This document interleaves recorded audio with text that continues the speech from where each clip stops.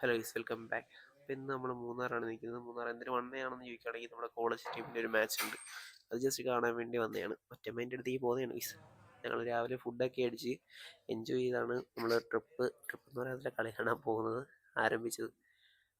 ഒരു 10 മിനിറ്റ് കഴിഞ്ഞപ്പോഴത്തേക്ക് ഈസ് ഒരു ഒടുക്കത്തെ ബ്ലോക്ക്. 4 മണിക്കൂർ നമ്മളവിടെ കടന്നെന്ന് പറയാം.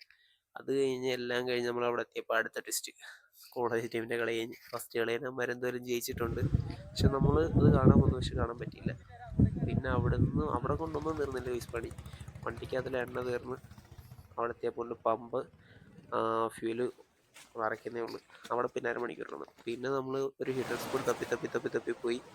നമ്മൾ കുളിക്കാനുള്ള മൈൻഡിലാണ് ഇവിടെ വന്നത്. പക്ഷെ നമ്മൾ ഒരു കാര്യമല്ല ഗൈസ്, നമുക്കറിയാത്തത് ഒരിക്കലും നമ്മൾ കുളിക്കാൻ നിൽക്കരുത്. ഞങ്ങൾ പിന്നെ അവിടെ നിന്ന് കുറച്ച് ഫോട്ടോസ് കാര്യങ്ങളൊക്കെ എടുത്ത് അവിടെ നേരെ ഇറങ്ങി ഗൈസ്.